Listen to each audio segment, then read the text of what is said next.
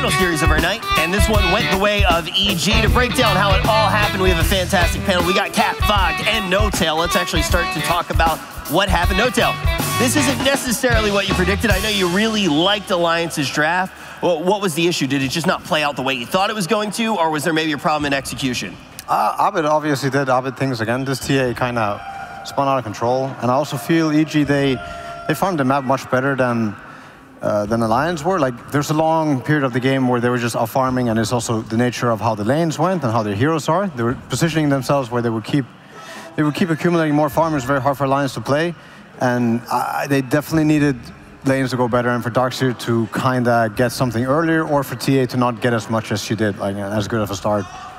Yeah, I feel like Ramses was a big driving force for them to be able to farm that map. Because I feel like Ramses, I think if we looked at like a heat map of the game after the first like 15, 20 minutes, yeah. I just felt like he was parked inside the river right there, just constantly pushing out the waves. And then on the side lanes, you'd see like Arteezy as well as Abed farming the whole jungle and everything. Yeah. And they kept going for Ramses. They kept trying to make these plays on him, but he's immortal. Yeah, and those kills were really good, but then the question comes, like, what's happening soon? What are we getting at? Is this Nake's going to be strong enough to deal with what this TA and this Drow is going to do? Alliance, they were hogged up. You see here, there are 5 guys getting this 1 kill. It is a very good kill to get, but probably too much of an investment needed to get it. So maybe a drafting issue, maybe a big timber issue. I really do like the Darkseer pick, but it just seems like they had a lot of things that they needed to deal with and that they were talking about in this game. We have a timber problem, we have a TA problem, we have problems, many problems. I feel like the combination of Templar Assassin and Treant Protector is really strong because there are these advantages you're inherently going to get. The Treant Protector prevents you from losing these towers, right? So they kept their mid tower up, yeah. And they kept their safe lane tower up. Fly even actually warded up both, he actually put 2 different observer wards in that safe lane to see rotations coming, to make sure they had a good heads up that they're always in a position to save that, and then they control that outpost as a result of not losing that safe lane tower. You get a tower advantage, you get a net worth advantage. That net worth advantage turns into you taking Roshan with a TA, and then that just kind of like zones against that. That first 20 minutes was very well controlled by EG as a result of those 2 heroes, I think. Yeah. All right, so now we can start to look towards this next game between these 2 squads. Keep in mind, this is, of course, for top 3. What do we want to see change on the side of Alliance coming out of this one? You talk about some of the picks like Darkseer. You're obviously very excited. Now it seems like maybe we don't want to be heading in that direction. What direction do you want to head in, No-Tail?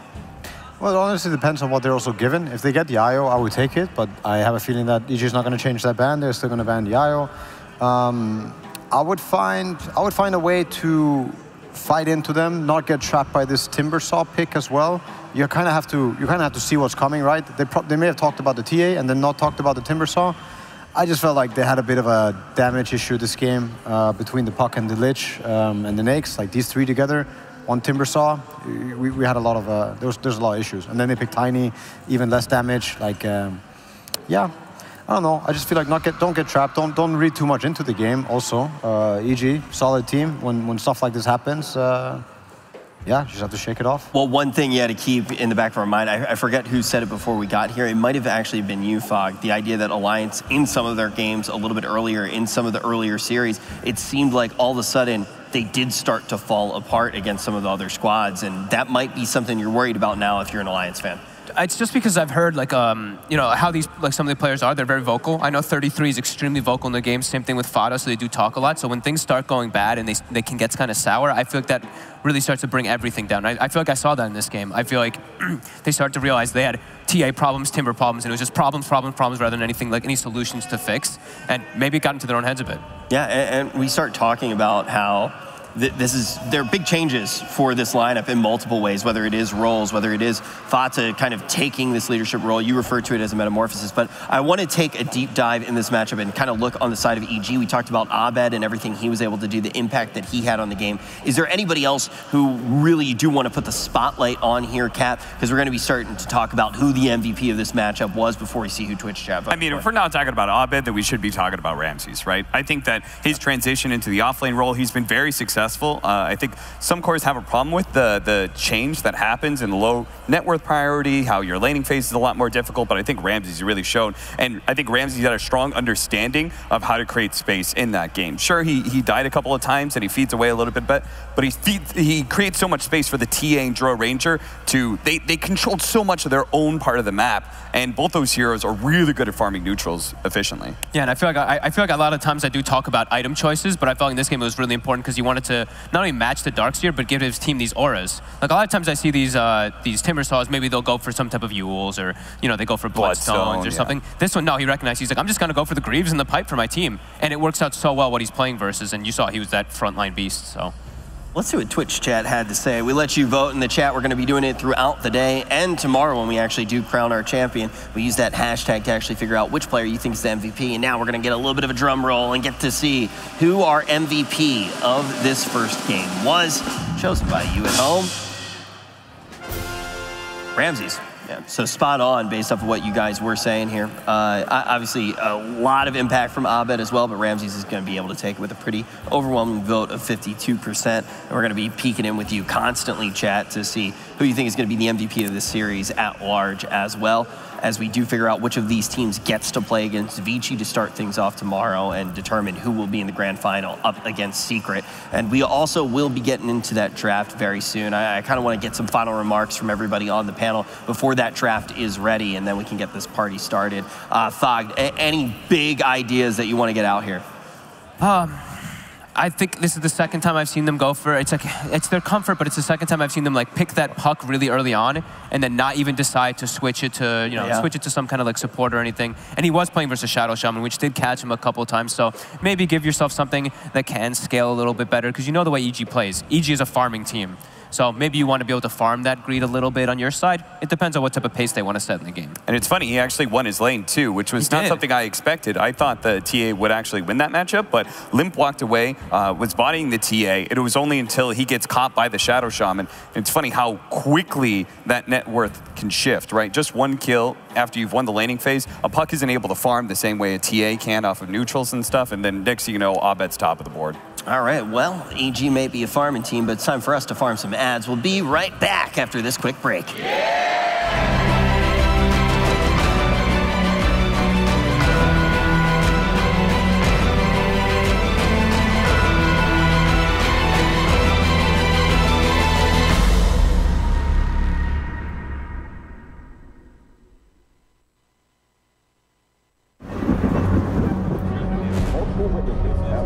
Mysterious shadow sightings all around the city.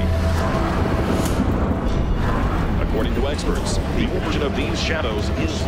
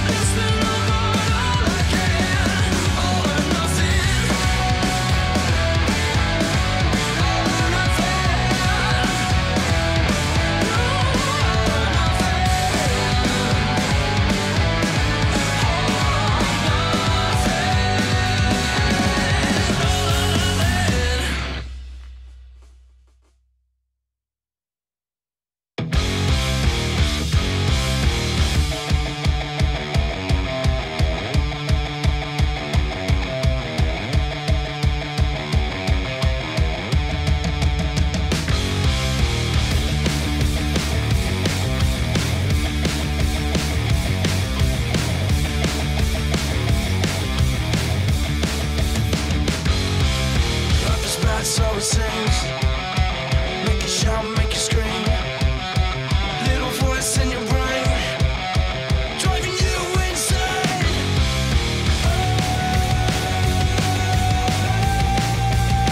Just do it up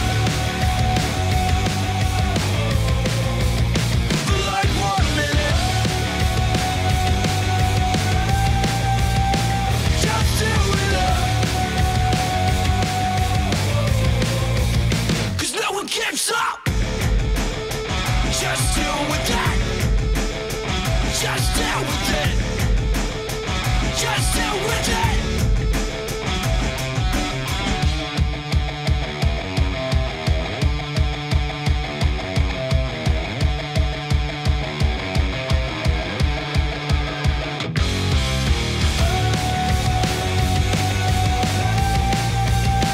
Just do it up for like 1 minute. Just do it up, 'cause no one gives up.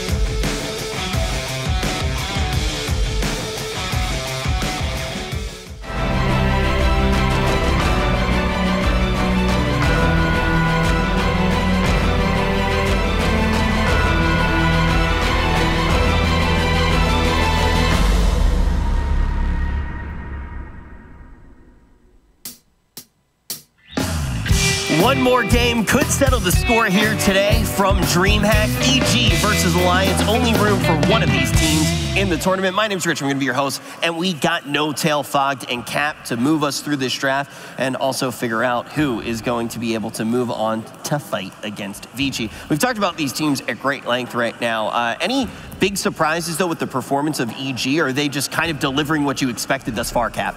I think they're delivering as expected. Evil Geniuses, from an outsider perspective, is probably coming into this as a favorite. After all, they were an upper bracket team. Alliance has had to fight through. There's a little bit of issue of them having to play earlier today on the side of Alliance, and who knows how that affects them as a team, so. If you look big picture, I mean, EG is just the most #3 team in this tournament, right? I mean, you look at them, you look at Vici, you look at Secret, and just with all of the series that we've seen, EG does seem to be that #3 team. It seems like there's a pretty big gap potentially between the, Secret and Vici and EG, but that is to be seen tomorrow, or Alliance might be able to turn this one around, bring it to a game 3 and take down EG. But let's turn our attention now to the draft and see what we have in store.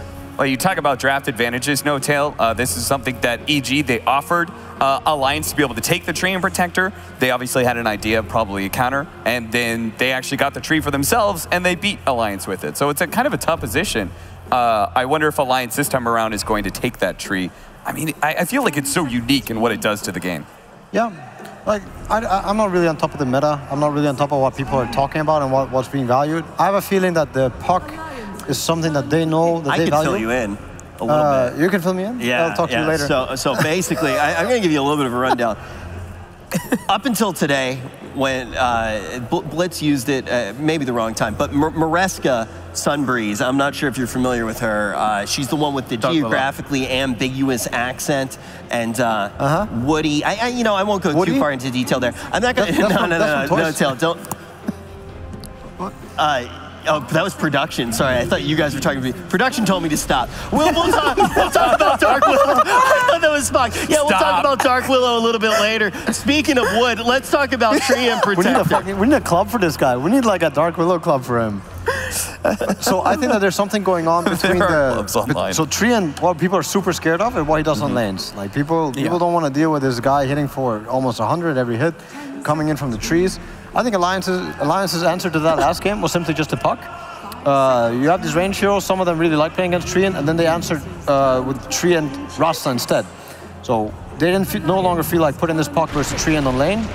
I believe that this is what was going on, and I think it will be much different this game around, and I mean, nobody's going to want to play puck side lane versus Rasta Treant. So do you see the same solution in this Enchantress, which potentially could be core against the Treant Protector?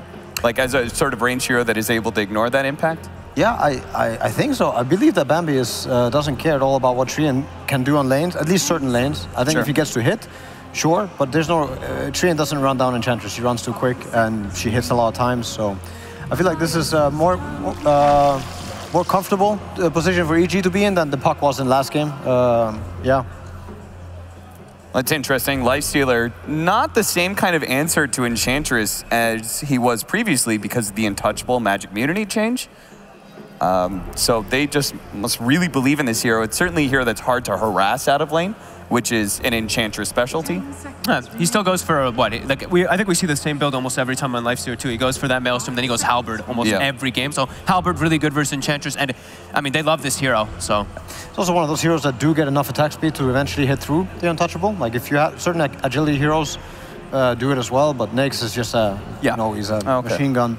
And he will eventually do it, so I also think it's a lane thing and a tiny thing. It's a sustain, like...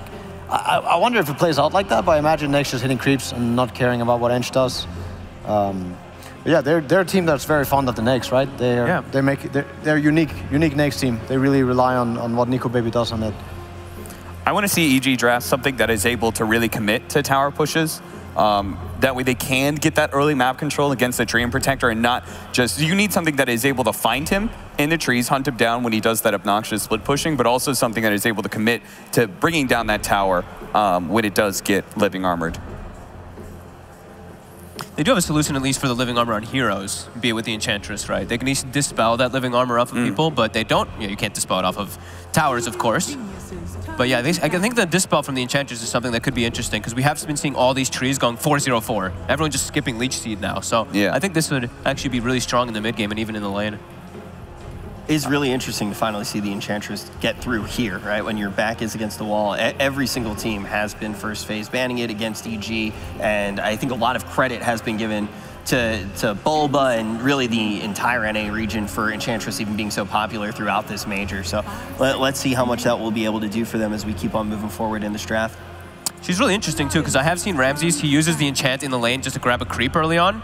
He grabs like one of the big creeps or anything, and now enchant, it's pretty crazy. It doesn't actually, I know it doesn't say it on the tooltip, it actually gives these creeps a lot of extra damage and health. I mean, in the laning phase, it's not that big of a deal because it's level 1, but even these little things do make a difference. It's like an extra, I think when it's maxed, it's like 1,200 health and 70 extra damage on the creep. Early on, it's still an extra like, a couple hundred health and a couple extra little bit of damage on the creep, which does turn the tide inside a laning phase. Yeah, looks like a very strong hero. Impetus, if you get those impetus right clicks in the lane, it's quite powerful. It's so much harass. So last game, the very final ban from Alliance was Bloodseeker, right? Because they have this Lifestealer.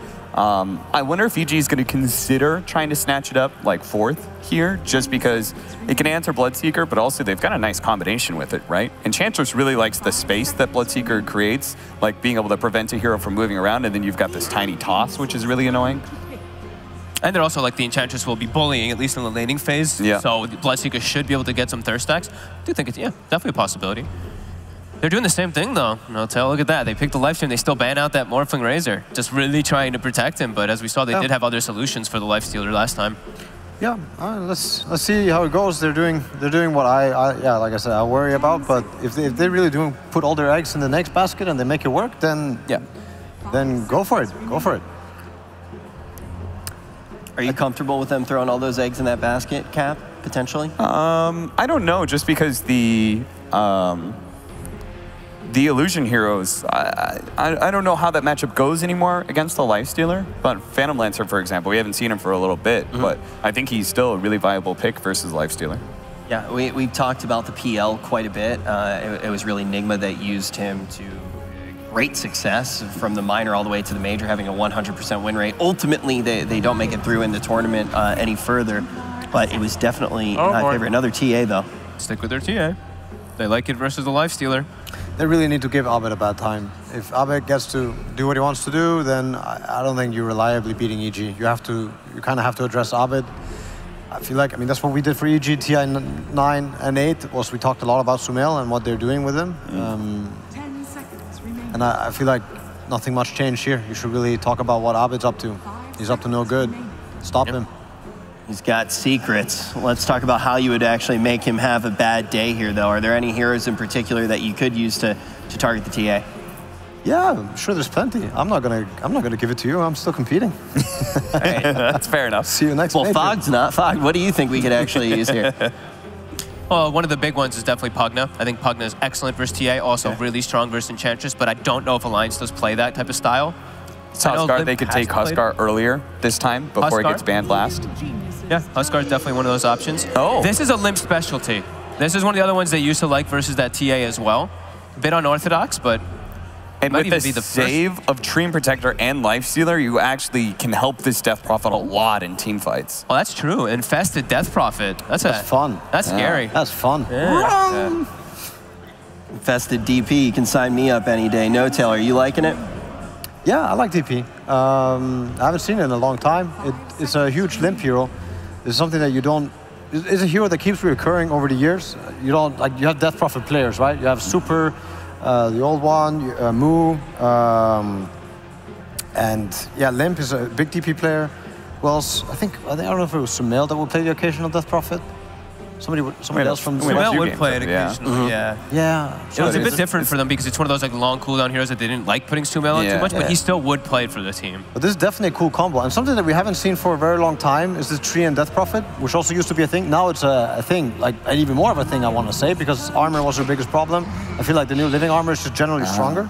I like that good. so much, because I think that Death Prophet's still susceptible to that like burst physical damage that TA puts out there. Yep. I think Alliance would have loved to have that Lich again, but EG taking it away from them against a lineup that does a lot of physical damage anyway, it works for both. Yeah, definitely do like that. Yep, that looks like a very good pick. Lich just feels really strong too because he actually also provides a lot of burst damage too, which is a bit surprising. You don't really expect it coming out of a 5 position, but Any glaring things right now where, when you look at either of these lineups that you feel like is missing Cap? Any boxes that you need to check? You need more catch. Like you have a Treant Protector with Overgrowth, but a lot of trees aren't necessarily getting like Blink Dagger first or anything like that. When you pop this Death Prophet Exorcism, you want to make sure that you can actually, that you will actually get a team fight out of EG, not just let them run away and reset. And then anything that can also help protect the Death Prophet, I wouldn't be... Shadow Demon, Oracle, Willow. Oh, Rich is so happy right now. It's actually insane. That is a lot of catch, right? That's 3 different disables. It also comes with Terrorize, which is a good way to protect Death Prophet. And Willow is also a natural counter to Ench. She eventually can solo kill the Ench, threaten the solo kills. Yeah, magic damage versus the Lich Armor. Willow also a counter to TA. Dots against, TA, that's really nice. Hate to say it, but I told you so, No Tail. Uh-huh. I can help you out whenever you need. Yeah. Pick Willow here. Yeah. You've got a nice Twitch clip combination here that you can make there, Rich, with the earlier, yeah, you're right, and you're good at Dota. Yeah, you're right. Actually, right. Shot completely different everything, but the Willow shows up. all my plan. Got No Tail and a furry outfit to start off the day. It's been a good day. It's just been a darn good day. I'm not gonna lie. Brewmaster ban. Yeah, I actually think that would have been a very, very good pick for Alliance. I also think 3-3 was probably even talking about it. Brewmaster is one of those heroes that don't care about any of those 4. You know, they don't do anything to him. You lift one, you dispel the Lich stuff. The Lich ulti doesn't work against your Brewlings. Yeah, that was a good ban. I think it was a very good ban. I think something that could pull Alliance's lineup very well together is the instant stun. This would give a lot less freedom for TA. Or pick anything that messes up Abed's game. Okay, there we go. Stun. Okay, Centaur. Yeah, it's cool. It's also very good versus Lich. They don't have anything, like they don't have a single good thing versus Stampede. I mean, Avalanche, sure. Lich Gaze, sure. Very good Centaur pick, I think. I like it a lot with Death Prophet too. Yeah, super good with DP. Like such good chase, and now like you were mentioning Cap before, like so much overwhelming catch, right? Like Centaur, Willow, Tree. Now they have the way to keep people inside. Now you max Leech Seed and you just Leech Seed with Centaur Stampede and you just go in. Maybe, yeah. No, you don't. Everyone still just goes the same build. The 2 spells from Tree is so good. Yeah. Leech Seed is an incredible ability as well, but the other 2 spells are just too good to pass on, I think. They also nerfed Leech Seed, like, I don't know, got hit like 2 or 3 times in a row, I think, in the patch. after Oh, Tree maybe got super another buff. one this patch that I didn't. Yeah. I think they they nerfed the level 1/1 pretty hard. They added increased mana cost early on as well. Yeah, Okay, maybe got another nerf. I did feel like right away when they patched the new armor and the Q though, that these were the two spells that were the ones you still wanted to play around.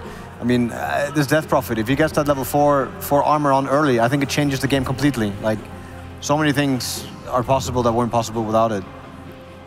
So you want something, I think EG just wants to barely outscale Alliance and still have a strong mid game. Okay, that's smart. I think that's a very good pick. This gives them a lot. This gives them an answer to Stampede. This used to be bad against Death Prophet. I still think it is. Like it's a risky pick versus DP.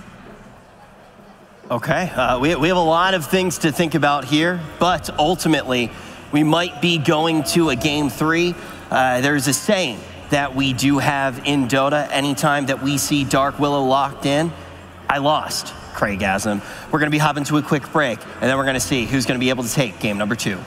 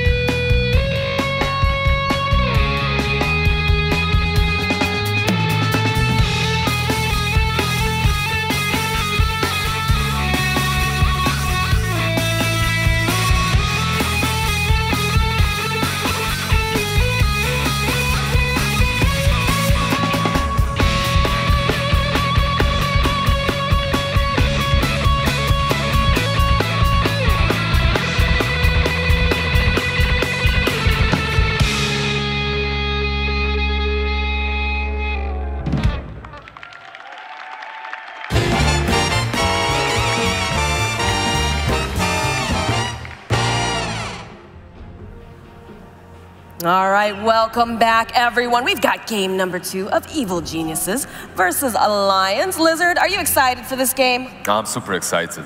It's a game that might, well, shatter Alliance's dreams, but then again, it's a game in which they can make a comeback off of that limp Death Prophet, one of the heroes that he always played quite well and quite a lot. You have his prophets, you always had his pucks as well. He got the puck, he didn't really manage to win with it, but that Prophet, it's a different approach to the game completely. I think they might have a different play style now. You will be playing around the Dead Prophet. You will be trying to push, you will be trying to take down objectives, something that they really didn't manage to do in that game 1. Now, does this run into the issue, though, right? So Death Prophet has a high cooldown on her Exorcism. You're playing around the Death Prophet, but does that leave open a door, then, for the side of Evil Geniuses? Granted, they have some other spells. Obviously, Chronosphere has a fairly high cooldown, but you've got a Templar Assassin. You've got Crit on that Tiny, who's absolutely fantastic on it. And then, of course, you know, the Enchantress Lich. Like, you've got this core base, again, on the side of EG that can take advantage of whenever these cooldowns are in effect for Alliance. But it's the same on Alliance, right? It's the same for Alliance, because on one side, you just mentioned, you have the Void, on the other, you have the Dead Prophet. And it will be kind of a game of those two cooldowns. If you're pushing with the Dead Prophet, if you have that ulti, and Void catches you with the Chronosphere, it will be very simple for them to take out the DP, because they don't have any big disables in that Chrono, at least not once Void gets the BKB. But before the BKB, you will be able to overgrow him. You have Terrorize as well from the Dark Willow. So there are some counterplays. I'm very interested to see how this is all going to go down. I would love to see a game number 3, obviously, but time will indeed tell. I want to keep a good eye on Crit after we get, you know, a level or 2 going, because I think that he's going to be very, very aggressive, which I think is great in this particular patch, having that bit of roaming, putting that pressure on the map. The thing is, I'm not certain how they will lane this lane on the top. Ramses, if they try lane him, if Hanskin remains on the top lane, and if they manage to shut down the Enchantress super early on, Ramses is not going to have the same impact that he had in game 1. Enchantress, it's the sort of an offlane hero that really needs to be ahead. If you aren't ahead, if you aren't tanky, if you don't have at least that 4-staff or a couple of bracers early on, or Hood perhaps, maybe not in a game as this one, but it will be good versus Dark Willow, you just don't have enough impact. So I believe they will try and stop Tiny at least from creep skipping. Yeah, you can see already the Dark Willow putting some pressure down, but I feel like Enchantress too, like she deals pretty decently in lane just because she does have that heal built in. Just pulling that creep wave here. And then the fact that she can harass very, very nicely with the Q, but... I don't completely agree with the panel when they said that Treant isn't really great versus the Enchantress at the moment. I think Treant can zone her out early on, and you could see a couple of right clicks and she's already on 50% of her HP. However, Crit is doing a really good job here by creep skipping. This is the only way to deal with this trial. The two of them alone could not fight it off. He's definitely drawing that attention over to the side and making it a bit easier for the Enchantress to lane. Not a perfect solution, obviously, but the best that they can come up with at the time. Nico Baby did a really solid thing as well here on top. He didn't allow the creep wave to go onto the tower, and because of that, it's going to be a little bit more difficult for Ramses to get that free experience and free CS. He does manage to get his level 2, though. It is a bit dodgy. Another slow coming out from Fata. Yeah, you're starting to see it. You do still have the heal, though. You've got a salve on Ramses. He shouldn't die here. He has Fairy Fire and heal. Should be able to get back. Yeah. And you can see once he gains some distance on Fata's Treant Protector, he's completely fine. However, if you look at the last hits, it's not looking great for the Eng. Definitely struggling a bit in that lane, as expected. Abed popping his healing salve over in the in the mid lane. What a good role to pick up as well. We will see Limp picking up his double damage, and he goes back mid. This helps him out quite a lot, because so far TA has been doing a really good job.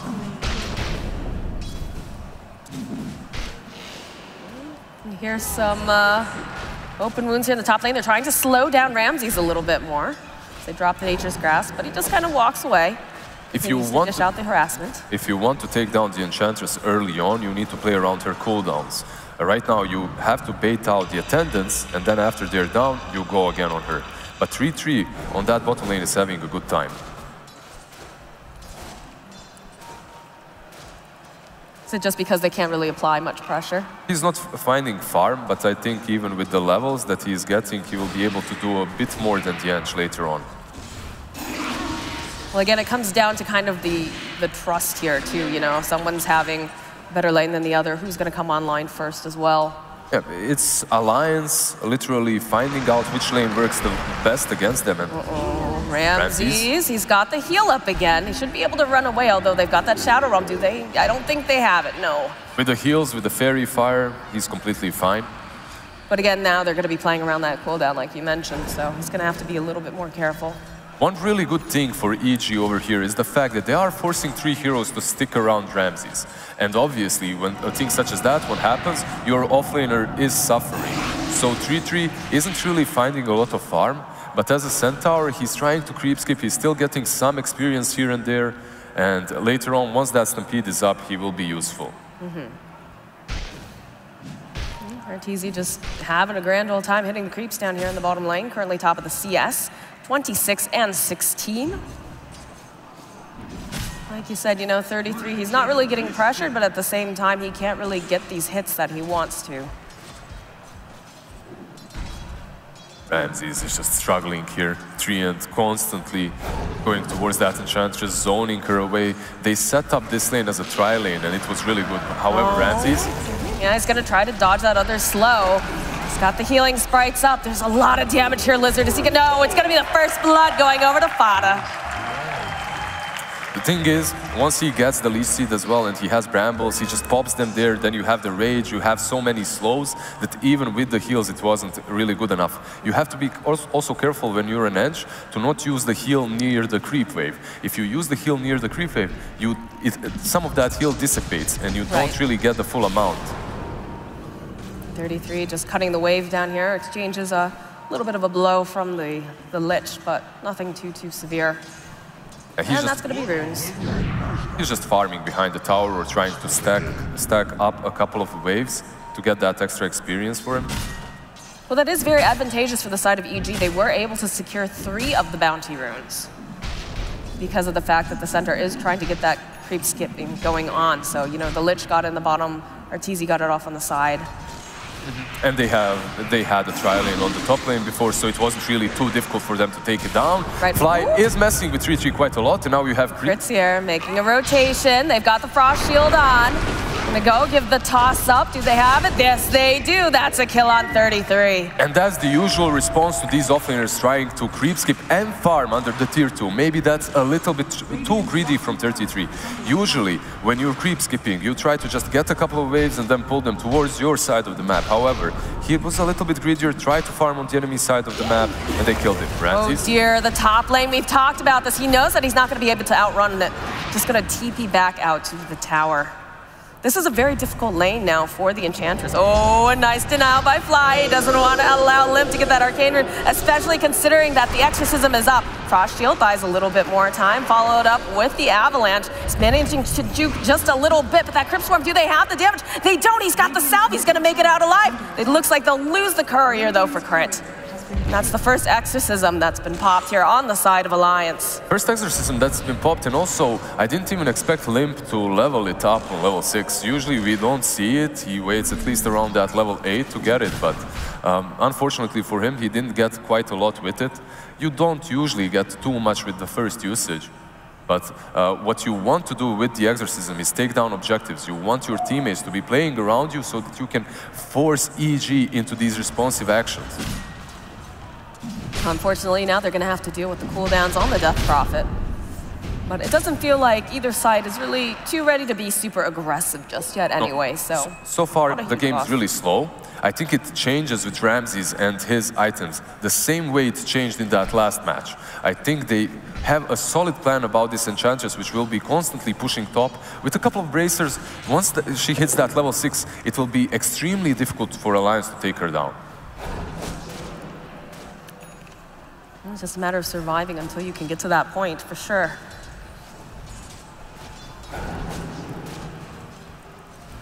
The Enchantress trying to drag the troops. You can feel like they want to make moves again. Fata slowing down, Leech Seed followed up, plus the Bramble Mage. Nico Baby just going to town. They've got the Cursed Crown. Should be proccing in just a second, and one final hit. It's actually going to be Hanskin who gets the final hit here. This is really good for Alliance. You need to keep on killing Ramses before he gets that level 6. Because once that happens, and that Untouchable hits the ground, it's going to be...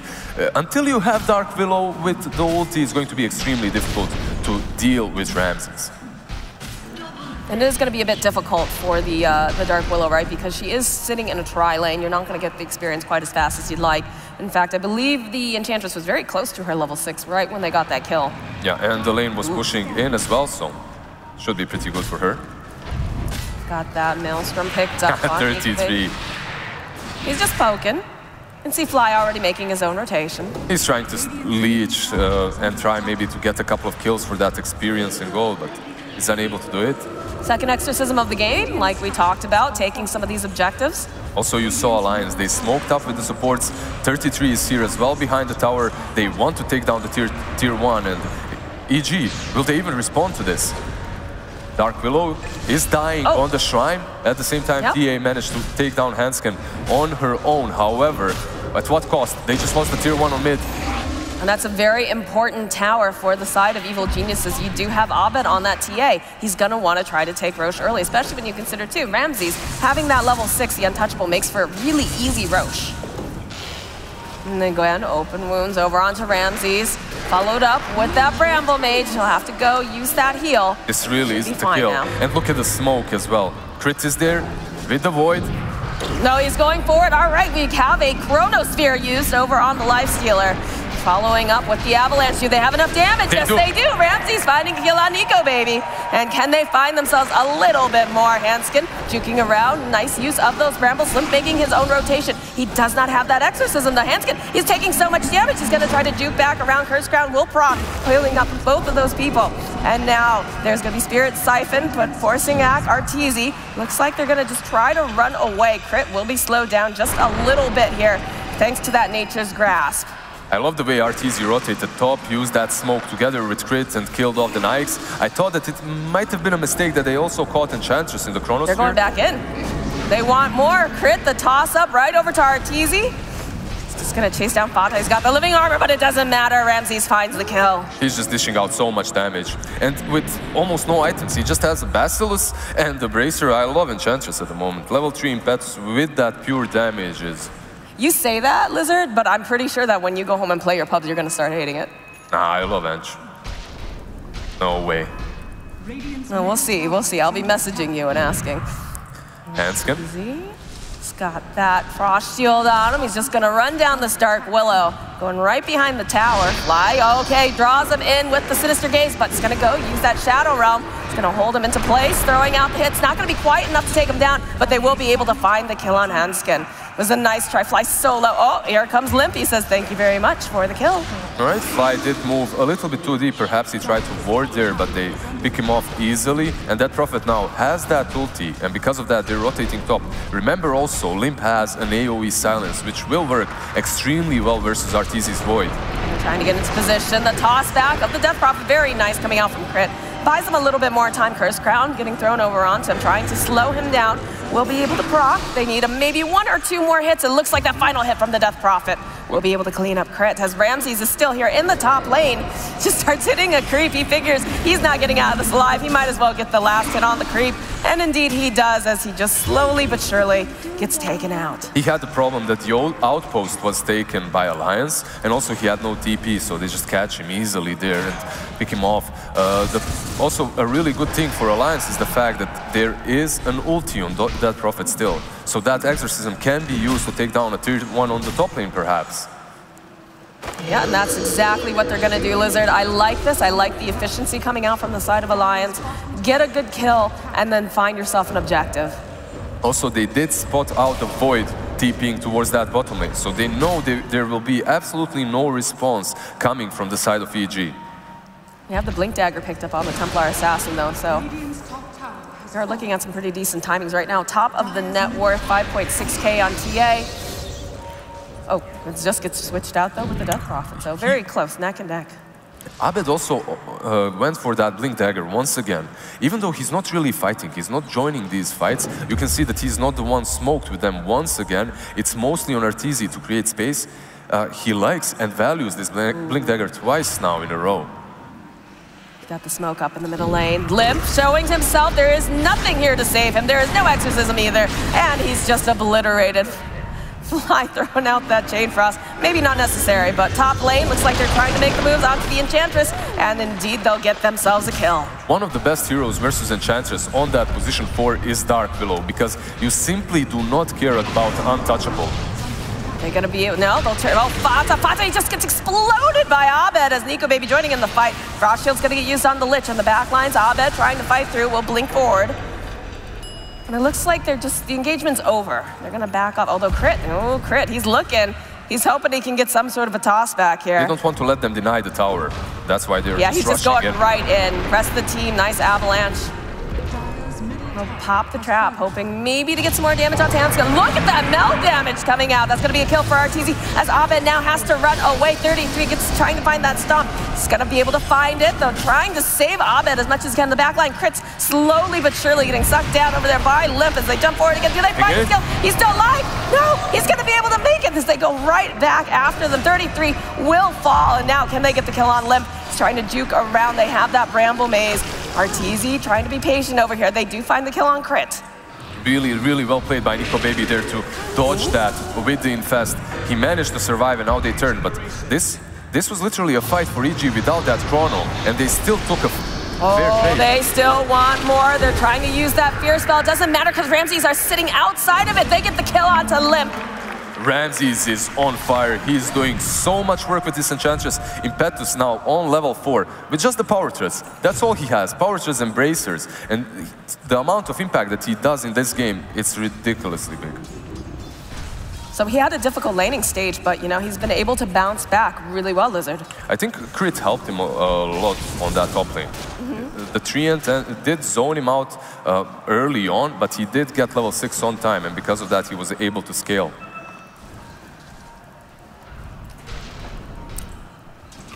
The runes coming up again. Now we're getting very close to Desolator on this TA. Dire's top tower Once that Desolator is picked up, Roshan is opened up once again for EG, just like in that last game. That's why you see Fata already preparing the sentry wards around it. There's the Observer with the cut of that tree. So basically they have really, really good vision around the Rosh pit.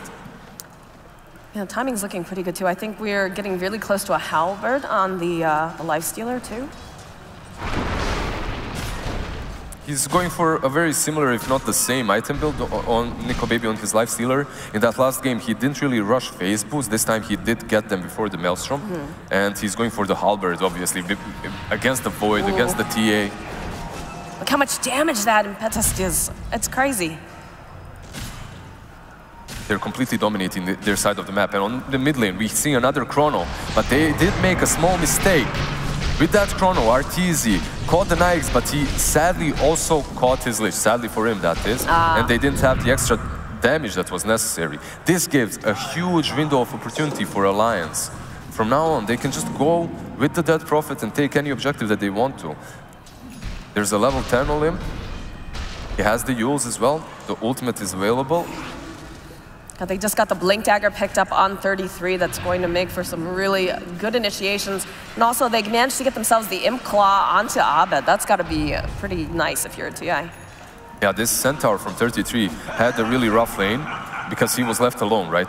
And it's a poor man's Centaur right now. You have boots and you have 2 bracers. However, he did manage to get this Blink, which will allow Nyx to infest, and now they have the Infest Bomb. They want to show off that Blink Dagger. They want to make something happen, but... They just did. TA with the traps, completely scouting that out and preventing them to have that surprise attack on the Enchantress. That's got to feel pretty bad right now. But you still have it, right? You know, you lose the opportunity of surprise, but you still have it in your back pocket. What's really interesting is that they're smoking towards that bottom lane. Crit is ready there. Yeah, Huntskin, he used his ultimate. I'm not sure if he was using it to farm or what, but it's not available anymore. So he does have slowly Terrorize wait still. here. They don't have vision. They can't find him. Imp, he did see. Are they going to find Arteezy? Is the question. Bramble Mage, assume. They'll just back off. They still have the Terrorize online. It looks like they do want to fight. There's the setup. There's going to be the setup. Nico Baby's here, the silence, the frost shield, trying to buy him a little bit more time. A couple of these nice bounces coming out, plus the Terrorize. He can't just get himself fast up. This is looking like it's a dead Arteezy. Alliance. Oh, but they're going back in again. Lip, he just popped. Where did he go? Abed, he's got that damage from the Desolator, plus the Melt Strike. Oh my God, crit on the back lines. He's got his eyes on a pony, and he wants to take down 33, but the little help from Abed as well. They're gonna have to go use the Infest, the toss right back again. They make him pop back out, pulling him in, using that Sinister Glare. And Nico Baby chasing down after Fly. He can't do it. Evil Geniuses taking out 4 on the side of Alliance. He couldn't even take down Fly there in the end, but the way Alliance started that fight off, I thought this is a good fight. It's looking solid. They stacked their spells perfectly well versus the Void first. They disabled him, I believe, with the Yules combo. It was that Prophet that used him, Handscan that used the Curse. Then they go in with the Silence. Then they go and wait. Fata uses the Overgrowth in the end. They do everything right. But the problem is, they did everything. They used every single spell that they had. And now it's on Abed to move in. He blows up the Dead Prophet. Then he goes on Nico Baby. Then they go on 33 and they just delete them. Just the positioning coming out from the side of EG has been so good. Especially, you look at Crit the entire time, you know? He's like, all right, I can figure out that they're in close enough range. And hold that thought as it looks like we are going to lose the Lich as he tries to go on a warding exposition. It's his job. Fly usually does this. You could see it early on that top lane. He was trying to go a little bit deeper to ward and around mid as well. He wants to ward those cliffs. He wants to make sure that Arteezy knows where he's gonna get stuck. This time around, with this Void, he has a different kind of a job than what he's used to be doing. He's always sacrificing himself. You could see that he was standing up front on that bottom lane fight, even though he had no chrono. Even though he knows, he understands he's playing versus the Dead Prophet. He knows he can be silenced. He's still at the sacrificial lamp. Very similar to Matumba Man's style of playing.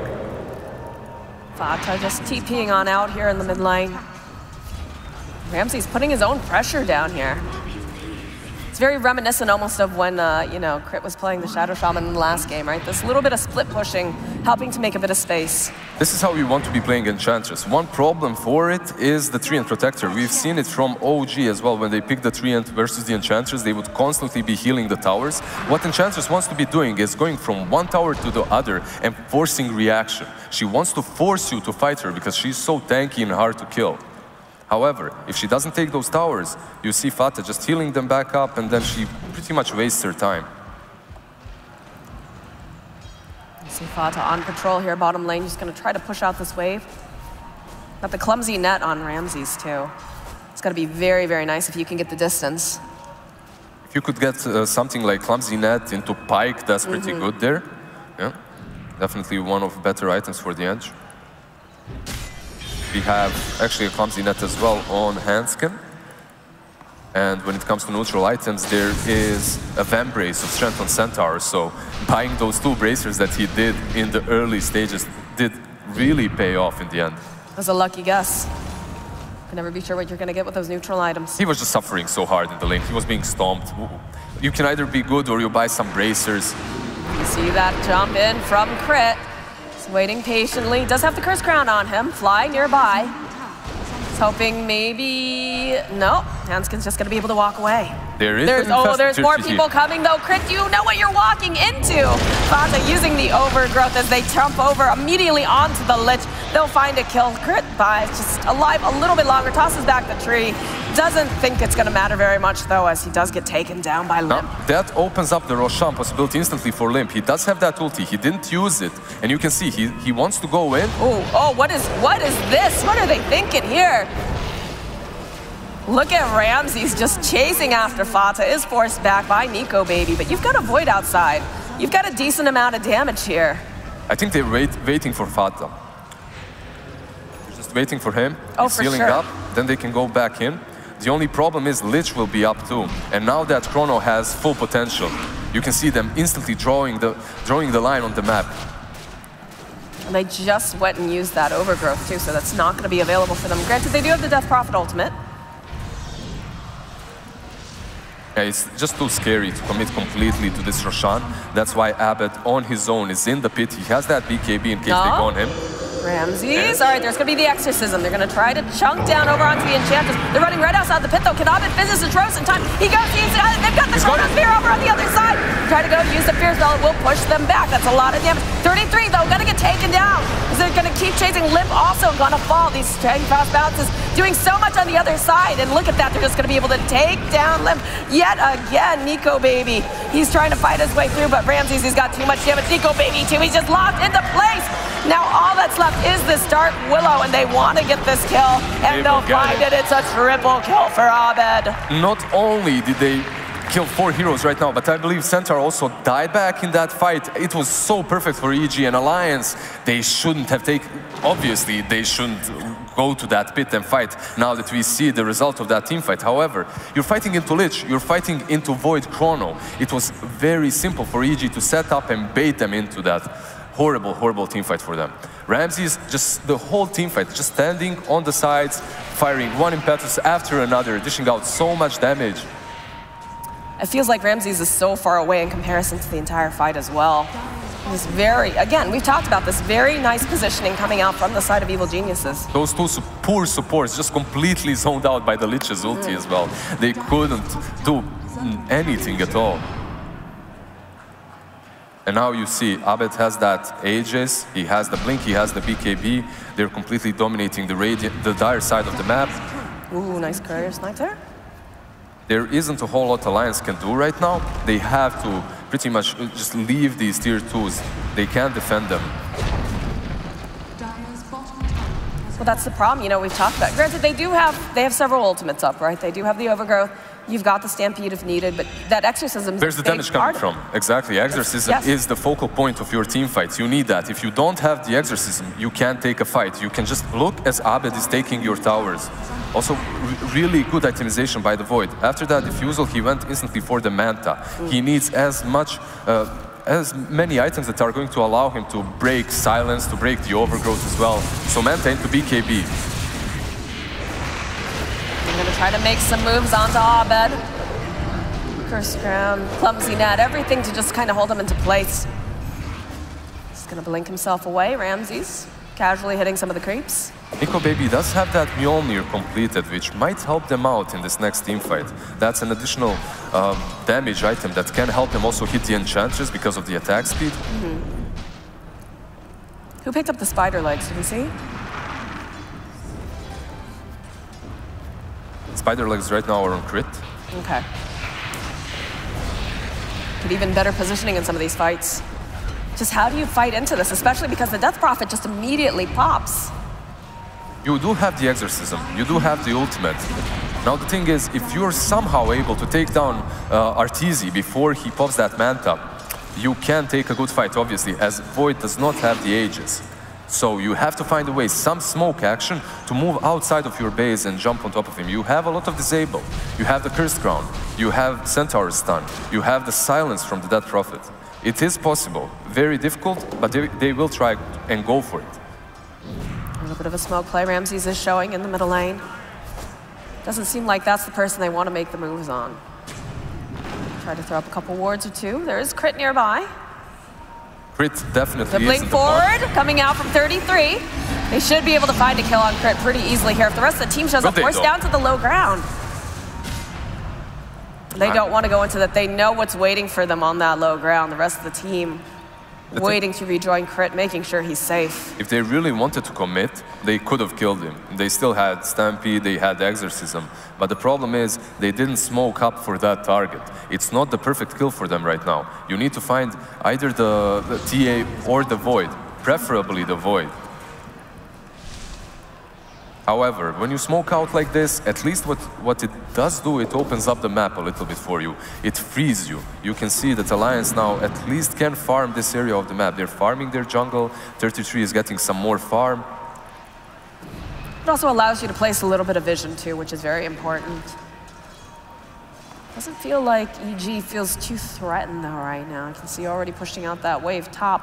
They're the ones that are threatening, actually. They're not feeling threatened at all. They're playing on the enemy side of the map and just farming every single camp on different positions. They have the necessary mobility to connect to each other. You have Void, he's very mobile. You have 2 Blink Daggers too. If they go on crit one more time, I believe there will be a response from EG.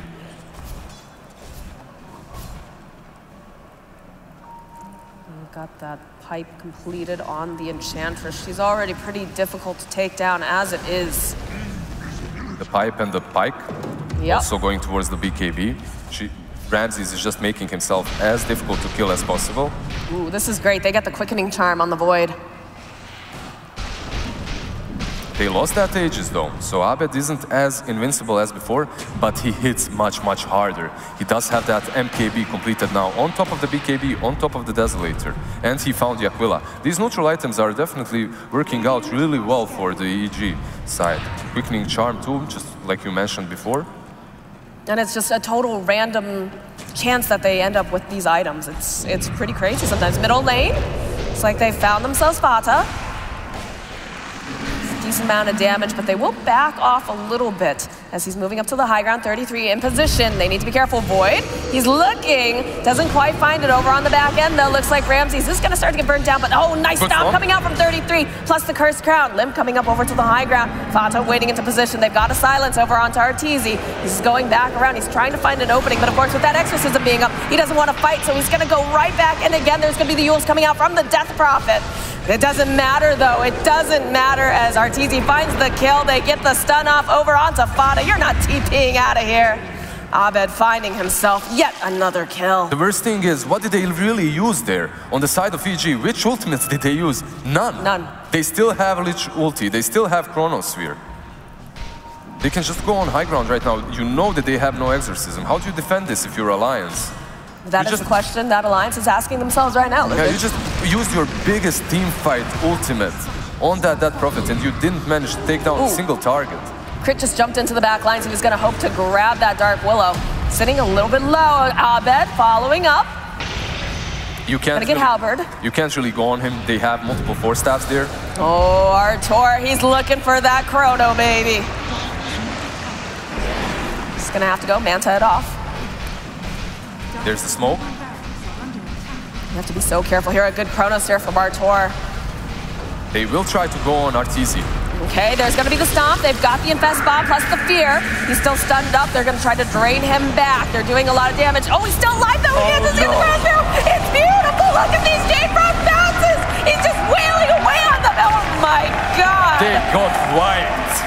GG into the aftermath. baby. In what style and ease as well. EG completely dominating this game over Alliance. That Chronosphere in the end, it wasn't even that necessary, it looked like. They weren't even spending their ultimates most of the time. It wasn't, but you know what? Style points, baby. Style points.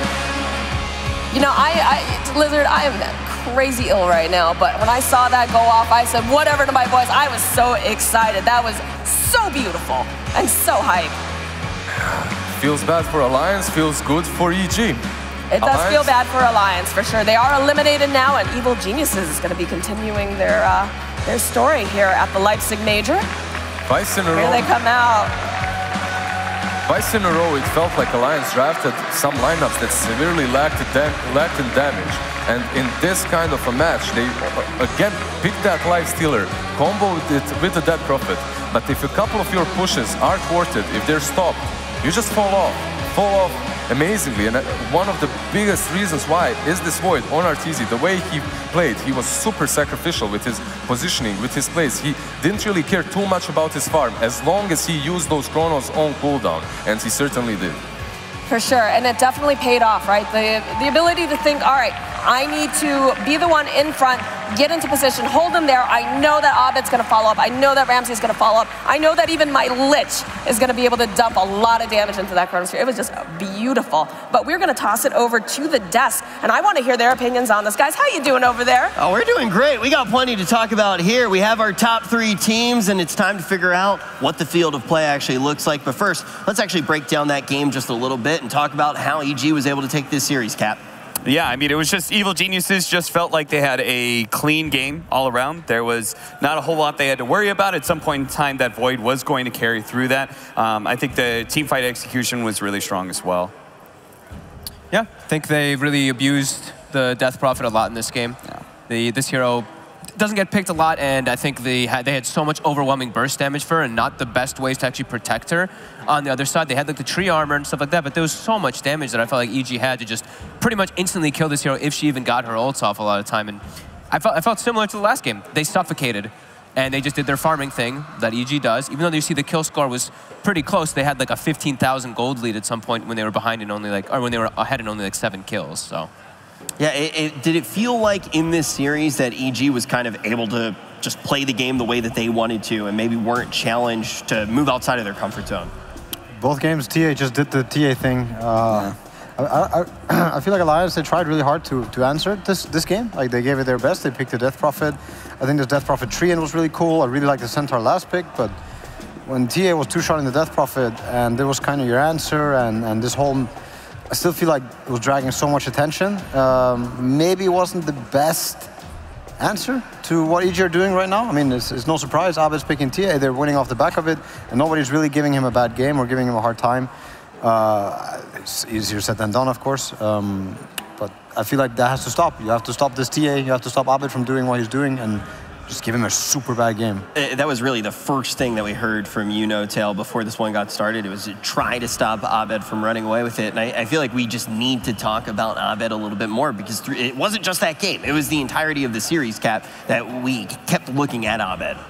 Yeah, I mean, once he's ahead like that, he's just able to constantly focus the Death Prophet. I think that Ramsey's choice of, like, the Enchantress ends up pulling through really strongly against the Death Prophet as well. When they have some sort of front line like this this big Chronosphere threat, where you know if you get caught by that, then you're just going to dump a bunch of damage in there. They have to focus this Void, but then it's still a free game for Ramses just to be able to play that back line and toss that pure damage into a DP. Felt like she was always threatened at any point in the game. Well, we talked about him plenty. Let's actually get a chance to talk to him. Ladies and gentlemen, make some noise for Abed.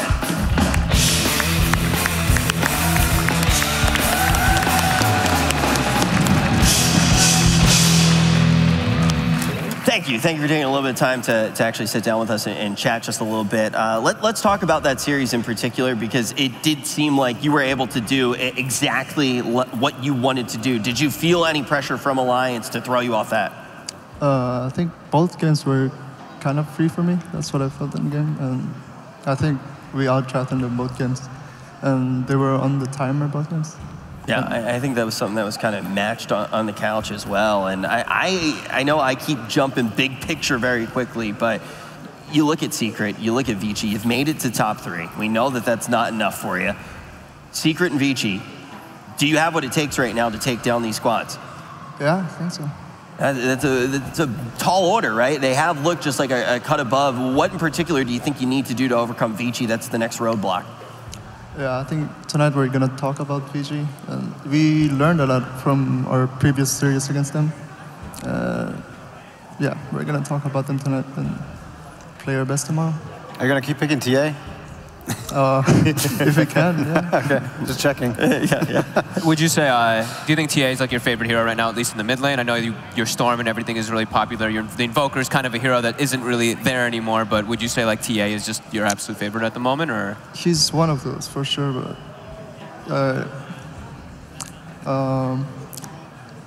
like...